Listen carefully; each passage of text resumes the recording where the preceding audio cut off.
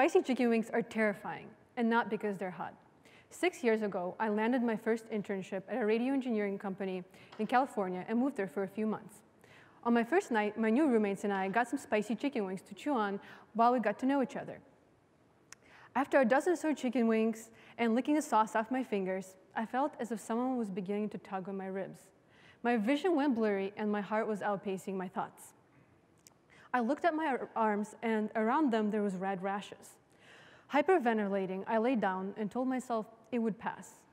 It did, but not until a giant walked over my chest and hot lava erupted under his feet. Surely that's an allergic reaction, I told myself as I rocked myself to sleep.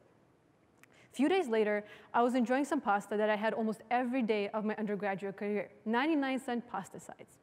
I noticed that my hands began to shake and I felt a sudden vertigo. The giant has returned. The interval between his visits have decreased and the power of his attacks grew stronger.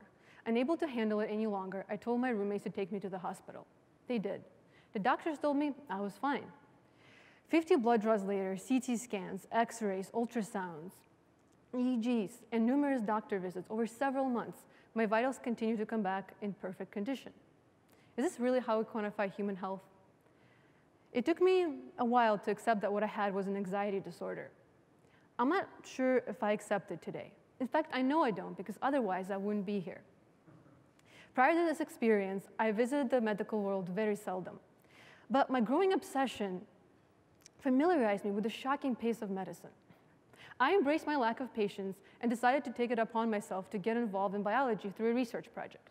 At the time, I was passionate about signal processing, so I found a project that had good synergy between my skills and the needs of the project.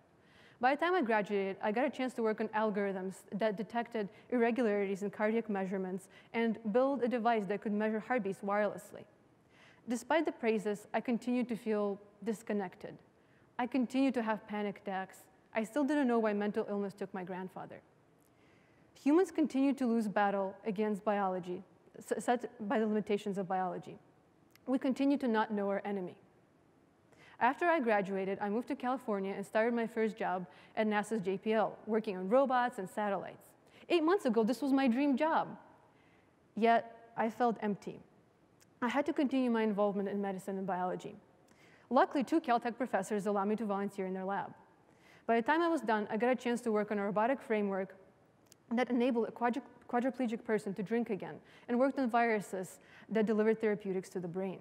Most importantly, I had a better grasp of what was lacking in medicine and why it moved so slowly.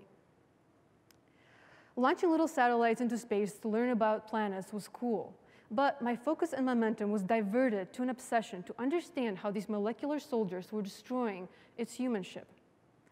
Volunteering on nights and weekends was not enough. I had to give myself completely to my obsession. So I left my job and joined as a graduate student in medical engineering at Caltech. I got a chance to start some of my own projects, where I'm working on a protein that can take out garbage from neurons and learning how immune cells differ from patient to patient. I continued to feel dissatisfied, and even though I conquered my fear of eating spicy chicken wings, they continue to haunt me. Ever since I ate them 6 years ago, we still don't have treatment that prevents collapse into dementia, nor do we have a way to prevent hidden souls that are trapped by anxiety.